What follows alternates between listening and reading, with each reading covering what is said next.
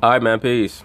So as we all knew what happened, Mr. LeBron James has decided to opt out from his contractual obligation with the Cleveland Cavaliers, which of course opens up an opportunity for him to sign with another team in the NBA.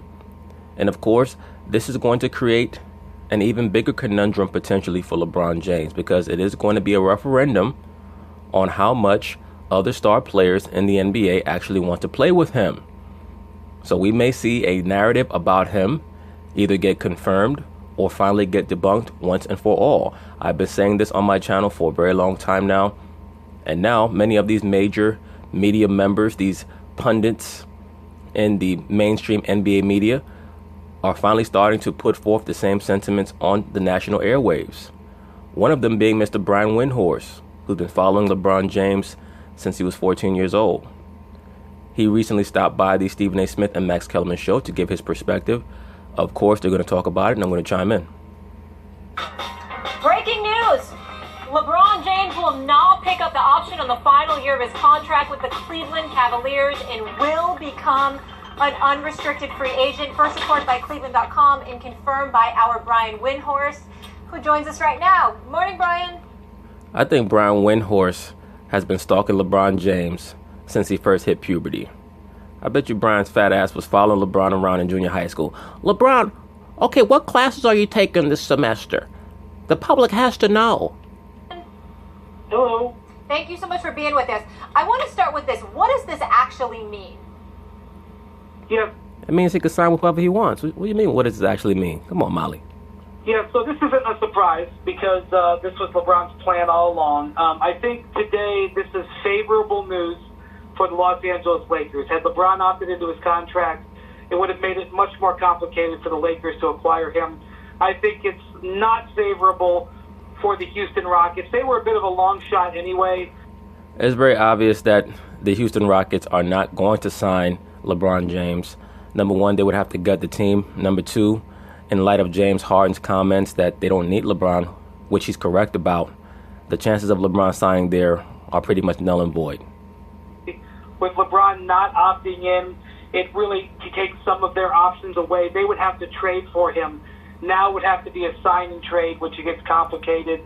And I think for the Cavs, they remain in the mix. They're still definitely an option for LeBron. He's got reasons to consider them, but I don't think it's necessarily the best news for him.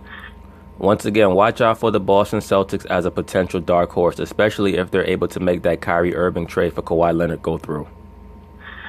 For them, I think if you're the Cavs, what you're hoping is that LeBron doesn't see another good option out there, and he returns and stays for you with another year. This means LeBron's going to look out at the market. The great Isiah Thomas on NBA TV was saying that the major free agent acquisition to watch for is not LeBron James, it's Paul George, because he believes that if Paul George were to sign with the LA Lakers before LeBron does, that will go a long way in convincing LeBron that at least he might have a modicum of a chance of winning with the LA Lakers next season. Wendy, I want to let the guys get in just a second, but one more question for you first. So what's next now for LeBron? So he's planning on having a meeting with his closest advisors and friends. I believe, he's still in the Caribbean, and I believe that his friends have come there, and they're going to huddle there. They go, Molly, they have what they call the decision cave. Yes. His agent, Rich Paul, is in Los Angeles. He's got other free agents that he has to deal with, but his closest friends will get together in the decision cave. And guys, I believe this decision is going to come relatively quickly, early next week, rather than drawing it out like the last two times.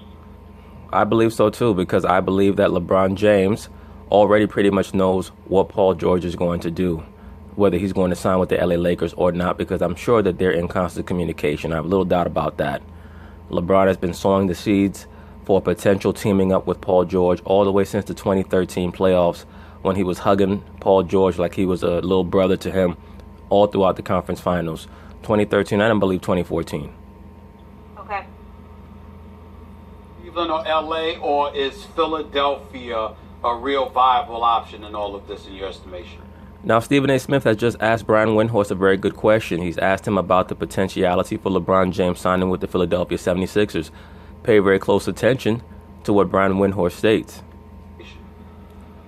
I think they're viable, Stephen A., but I would have to hear from Joel Embiid if I were LeBron James, because I don't see the basketball match for LeBron in Philadelphia. You would need Joel Embiid to be sitting at the table with LeBron and say, I'm ready to play with you. I'm ready to go stand in the corner like you've needed Chris Bosh and Kevin Love to do over the last 8 years. That sounds like a confirmation of what I've been stating for about a year now, which is that LeBron James can only play in the LeBron James system. He's too stubborn to play in any other style. Not that he can't. It's that his ego is too large for him to acclimate himself to a style that is probably more conducive to winning, particularly at this stage in his career where he can't play on both ends. If he actually played off the ball and allowed someone else to initiate the offense, that might give him more energy to play defense. But he chooses not to do so because he wants to keep up with the Joneses. He wants to show that he has handles and he can go between the legs 500 times and get 9-10 assists a game and keep up with the Westbrooks and the James Hardheads. And that is truly what is going to stop LeBron James from maximizing his potential as a winner. That is why I liken him unto Wilt Chamberlain and Shaquille O'Neal, because both those players were awesomely talented, but they also had little foibles, little weaknesses, little flaws in their character or just their overall makeup that stopped them from winning as many championships as they probably should have. To make this work, you would have to get in alignment with them, and then you have the reality that the two young perimeter players that the Sixers have, Markelle Fultz and Ben Simmons, are guys that need the ball and cannot shoot. LeBron James plays best with guys who can play off the ball and can shoot. In other words, LeBron James needs every player on his team to conform to the understanding that they're just going to be plug-ins.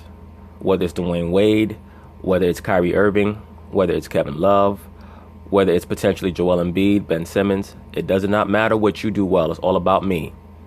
That is why, once again, I liken LeBron James unto a great band leader. It's all about who's playing the background music. So to me, while it's very attractive in a concept, I don't think from a basketball-wise it makes sense. Here's the thing, though. I think LeBron's kind of already decided what his choices are here, because I've talked to several teams who have requested meetings for LeBron, including some teams that I think have some pretty creative ideas, and they have been told no. So I think LeBron is probably pretty focused on Los Angeles or Cleveland, but I do think Philadelphia, if Joel Embiid was willing to sit down, I think LeBron would listen. Also, watch out for the Boston Celtics once again, especially if they can get that Kyrie Irving trade done. If the Boston Celtics decide to trade Kyrie Irving and Jaylen Brown for Kawhi Leonard, look for LeBron James to potentially sign with the Boston Celtics. That's what I've also heard, Brian, not only as it relates to the Embiid point, not only does it make sense, and from a distance you could maybe assume that, but also from what I've heard, Embiid maybe would be the one resistant to it. He's not represented by the same people that LeBron and Ben Simmons are, and the basketball fit is another question. So why would the basketball fit be a question if LeBron James is infinite levels above everyone else in the NBA, according to you, Max Kellerman? Why would that be an issue? For example, if Kevin Durant were to sign with the Philadelphia 76ers, we would all say that's a perfect fit, because Kevin Durant can pretty much fit into any team's offense because he can play with or without the basketball. I'm not saying that Kevin Durant is a better basketball player than LeBron James. I'm just saying that he's much more adaptable mentally. Mentally he is. Because if LeBron truly humbled himself, he could play without the basketball, but he chooses not to do so. His brain just shuts down for whatever reason. So if that reduces the likelihood of Philadelphia, and you just mentioned some reasons why Houston is reduced likelihood, San Antonio was a far-fetched idea of mine, and I thought, but nevertheless it would have been the best spot, but not if Kawhi has a problem with Popovich, obviously. Cleveland I don't think has a chance to get back to the finals, barring injury to the Celtics. I rule them out. I mean, you're really down to LA and like some kind of 11th hour crazy miracle play by Miami, maybe. Hey, I brought up in another video that I thought that the Miami Heat would be a perfect landing spot for LeBron James if he chose to leave Cleveland and things did not work out in LA or anywhere else. I thought that they would be a perfect landing spot for him because, number one, he's already familiar with the organization. They're already familiar with him. And they have pieces there that will play hard defense, and they'll also execute on offense. They most likely will not win the championship, but they can get to the finals with a LeBron James and with the pieces that they currently have if they were all willing to play their part and play the level of defense that they played for the last 2 seasons. But does LA only mean the Lakers? Jerry West is advising now on the Clippers? Jerry West is not playing any games either. He's basically looking at Doc Rivers and telling him, look, you take your raspy voice, bald-headed ass, downstairs to the coach's office where you belong, and I'm going to make all the player moves. Do not come up here talking any of your nonsense. Your son is out of here. Does LA only mean the Lakers, or would the Clippers have any shot at all, do you think? No, I think it's the Lakers. And really, if you want to get down to the brass tacks, the question that is in front of LeBron James is he willing to go to the Los Angeles Lakers on a promise for the future? Is he willing to go at age 33, soon to turn 34, on Magic's 2-year plan? And also, as a side note, this may be kind of a referendum on people wanting to play with LeBron James. Thank you, sir. We've already had Kyrie Irving say, I don't want to play with you. Kevin Love, at certain points over the last 4 years, has basically stated through his actions, I don't want to play with LeBron James. I think that he's learned to warm to LeBron because of the playoff success that he's had, and also due to the fact that since Kyrie Irving has been taken off of the team, he's been put in much more of a prominent role. He's been moved up to the second banana role as opposed to the third banana role. But Kevin Love, at certain points, very clearly has not wanted to play with LeBron James because it does not seem to be very fun. Chris Bosh is already on record as testifying to how difficult it can be to play with LeBron because everything has to revolve around him. If Paul George says, listen, I'd rather stay in Oklahoma City than come to Los Angeles with you, LeBron. If Joel Embiid says, I'm not really just ready to sit down at the table and play with LeBron, and if the Lakers can't execute a deal for Kawhi Leonard because Kawhi isn't forcing the issue to the end, and nobody wants to join them, what does that say about where LeBron is in his ability to draw players? It says basically what it's been saying for his whole career, which is that he's never been a player that great players wanted to play with, ever. That's always been a media narrative. In all actuality, there have been very few great players in the history of the NBA that other great players would have wanted to play with. You have Magic Johnson, you have Steph Curry. There are not many others, because those have probably been the 2 most magnanimous superstars in NBA history in regards to potentially being able to dominate the basketball if they wanted to, but choosing to not do so for the betterment of the team and also because of their easygoing personality. LeBron James went to the Miami Heat in 2010, and he did so because he was trying to form a league with his homeboys, with Carmelo Anthony and Dwayne Wade. Carmelo Anthony was too stupid to understand what they were trying to do, so they got Chris Bosh, who was a cat who was putting up very good numbers in Toronto, but was barely getting into the playoffs. And when he was getting there, was getting knocked out in the first round. In 2014, LeBron was able to form a team based off of a burgeoning superstar who was already there in Kyrie Irving, and being able to convince a potential superstar, really just a star player in Kevin Love, a player who was out there in Minnesota who had a tremendous rebounding talent, but was getting a green light to take whatever shots he wanted. Kevin Love was always a guy shooting 43, 44% from the field. So he was a shot jacker. He was a volume shooter. Never got to the playoffs. He was desperate to get some type of playoff relevance. And because of these 4 years with LeBron, he is going to be a Hall of Famer. A lot of people do not understand that. Like, I had a brother who was trying to go back and forth with me because I stated that Dwight Howard is going to the Hall of Fame. Bro, Dwight Howard is going to the Hall of Fame. A lot of cats don't realize that because they watch these sports shows and Dwight Howard's name gets ran through the mud. Dwight Howard is an 8-time All-Star, 8-time All-NBA player, 3-time Defensive Player of the Year, 3-time Defensive Player of the Year. Dwight Howard's going to the Hall of Fame. Kevin Love is going to the Hall of Fame. Look at the guys who are in the Hall of Fame and compare what they've done to what Kevin Love has done. Kevin Love will be a Hall of Famer. To me, that's what this is also about.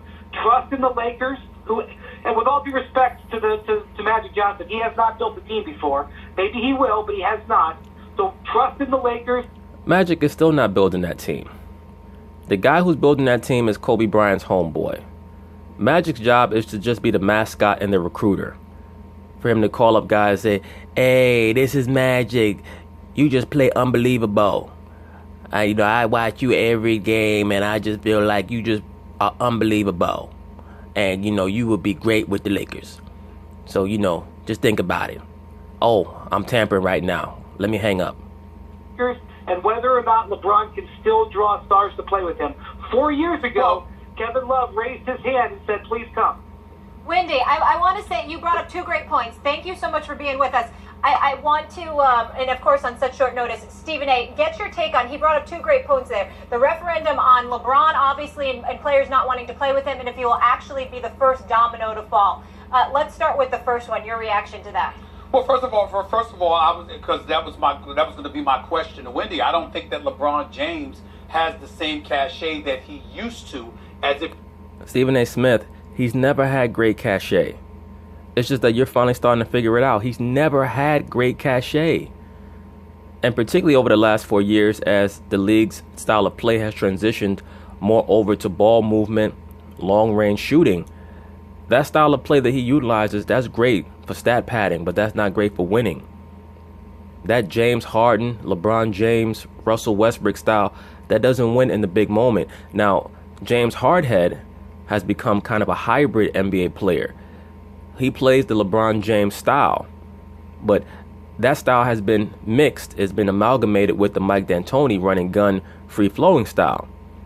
So now that they've added Chris Paul to kind of balance out James Hardhead's stupidity, the issue is that with Chris Paul, he has such anxiety issues that causes a lot of physical injuries to befall him in stressful moments. That's going to be their main hang-up. If they choose to bring back their entire team, which I think is going to be very difficult, they'll have an outside chance to win the championship. But I think that people truly underestimate the effect that Andre Iguodala's injury had on the Golden State Warriors and why that series went 7 games in the first place. But just getting back to the point, LeBron James has never been some great recruiter.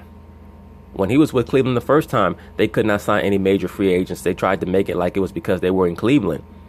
And yes, I'm sure that has something to do with it, but also players around the league don't want to play with a player who's just going to have the ball in his hands all the time, control the ball that much.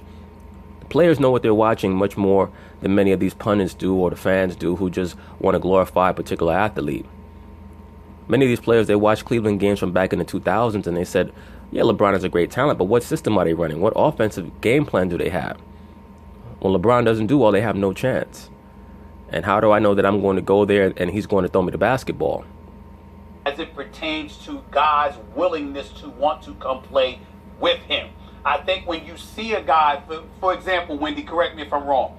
If you saw Jordan Clarkson, if you saw a Rodney Hood, don't get me wrong, they're not all-stars, but they're not scrubs.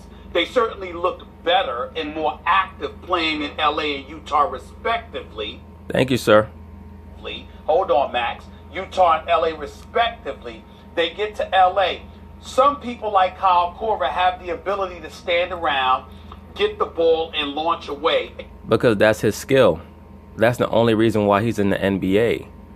These other players, they need room to boogie. That's why Kyrie Irving got so frustrated and had to leave. It could still be accurate, although he struggled in the finals. Other players don't. I think players are looking at that right now, wondering whether or not LeBron, they know that LeBron will elevate the team. But in terms of them as individual players, I think that's a question mark. Absolutely, because LeBron James is proverbial Galactus. He does not add unto what his teammates do. He takes whatever talents they have and he siphons it out of them into himself so that he can be glorified. To that you say what, Wendy? I think it's two-pronged, Stephen A. Yes, it's an on-the-court issue, but it's also an off-the-court issue. If you've watched over the last 4 years and you've seen what's happened when the Cavs haven't been successful, and you've seen how Kevin Love has gotten beat down on, and to a certain extent Kyrie Irving, you saw how Chris Bosh got beat down on, you're going to have a very thick skin. And not only that, I mean, let's just think about Paul George. Let's say that the Lakers can't get a Kawhi Leonard deal done. Does Paul George want to go to the Lakers with LeBron, really knowing that that team is probably not good enough to even reach the Western Conference Finals? Does he want to be the guy who's the fall guy. Because when you play with LeBron James, your team isn't successful or they don't meet expectations, LeBron gets criticism, but he very rarely gets the blame. Absolutely, because the liberal mainstream sports media, he is their darling because he has corporate sponsors and he's being told to push a lot of these liberal agendas like globalism and this fake equality Nike campaign, so on and so forth. So LeBron definitely has a lot of plants in the NBA media. Beyond that, if you're Paul George, you have to understand you don't have a good reputation for making clutch shots in big moments in the playoffs. And when LeBron James passes you the ball, he's not going to move without the basketball. All he's going to do is look at you and wait for you to do something. And when you don't make those shots, he is going to start to scream on you in public. He is going to start to try to embarrass you during the games, and he will throw you under the bus eventually. Remember when the media tried to get LeBron to castigate his teammates, he claimed, "I don't throw my teammates under the bus." But right after Game 3 and Game 4 in the finals, what did he say? "I need to play with guys who have a higher basketball IQ, who could see the game better, blah, blah, blah, blah, blah." In other words, just like a chick, expecting people to read his mind. Had the Cleveland Cavaliers been running an actual system, then many of LeBron James' supporting parts would have been more able to understand what he was trying to do on the basketball court, and they would have known where they were supposed to be. That's what happened with the Bulls when they implemented the triangle offense. It made it much easier for everybody to know where they were supposed to be so that they could assist Jordan when he needed it. There's a whole cachet of issues that come along playing with LeBron. And for most of his career, guys have been willing to opt into that and say, "Hey, it's all worth it to me. It's worth winning." But Kyrie Irving said, "I'm not cool with that anymore." And if Paul George doesn't join LeBron, isn't that essentially what he's saying as well, regardless of what he feels about Oklahoma City? And so that's one of the things that it's a bit of a referendum on playing with LeBron right now. Now, if he goes back to Cleveland and says, "Hey, I want to be here. I want to be at home. I know, like Max said, we may not be the favorite. We're going to fight the good fight." I don't think that necessarily applies. The Cavs are who they are. And to be dead honest with you guys, 2018 is not a good year for super team building. 2019, way more major free agents on the market, way more salary cap space. Well, here's the problem with that, Brian Windhorst. Your boy LeBron James is 33, about to be 34 come this December. He does not have another year to waste. He has to make this quote-unquote super team thing happen immediately. As do Magic Johnson and the Lakers, to be quite frank with you. That's why Magic has given himself a timetable of 2 years, because even he knows that there's only so long that he could charm people. Magic has enough charm to get in the door, but he does not have enough charm to stay in the room. They have to make something happen with that LA Laker franchise. This is not 1996 where Jerry West can work his magic on Shaq and then draft Kobe Bryant. This is not 2007 when somehow they can get Pau Gasol for Kwame Brown. This is not the 80s where the Lakers could have 4 number 1 draft picks on their team at the same time and having won championships like 4 of the previous 6 years or 7 years. This is a different era in the NBA. Basically, everybody's working from the same blueprint. So this is how you know if you have a great GM or not. And if Magic is not able to make this happen, he is going to have to fall back. Because Rob Pelinka is the one making most of the strategic moves. It's Magic's job to sell the club to these potential free agents. To sell the notion that we know what we're doing here. When you see Magic Johnson's face, it harkens you back to the Showtime era. Magic doesn't know what the hell he's doing. This nonsense that Magic Johnson is a great businessman. I mean, there's no disrespect to the brother. But Magic Johnson has sponsors. He has people who make sure that he has a certain amount of money in his bank account as long as he does what he's supposed to do. 2019 is a better year for super team building. So that's all. These are all factors that LeBron has to weigh. But I think at the end of the day, can he go to Los Angeles by himself? It's one thing when he goes to Miami, when he says, "I'm going to go play with 2 All-Stars in their primes. I'm sorry, Cleveland, you can't compete." And he also was in his prime. If he goes to L.A. by himself to bet on a 2-year plan for Magic with Magic Johnson and realizes he may be on the 5th or 6th best team in the West and may get knocked out in the first round, I think that's a lot harder sell. On this channel, I've been one of the first people to try to halt the LeBron James and Michael Jordan comparisons and to start making the more accurate comparison to me in regards to LeBron James's role in this current NBA, and that being LeBron is Wilt Chamberlain. Wilt Chamberlain, near the end of his prime as an NBA player, also went to the LA Lakers. And he also went to a team that was expected to win championships, but would oftentimes come up short. He went to LA in 1968. They came up short in the 69 finals against the Celtics in 7 games. The next year, they came up short again to the Knicks in 7 games. And they finally were able to win it in 1972 when they won what was at that time an NBA record 69 games during the regular season. And I believe they beat the Knicks in 5 games. But it's just very strange to me how much the careers of LeBron and Wilt Chamberlain synchronized in my mind. Brian Windhorst, excellent insight. Wendy, thank you so much. Unfortunately, we have to take a commercial break, so we have to let you go. Thank you. All right. Max Kellerman didn't get a damn thing to say. It's probably for the best. He's a fanboy anyway. So we'll see what happens with Mr. LeBron James. Peace.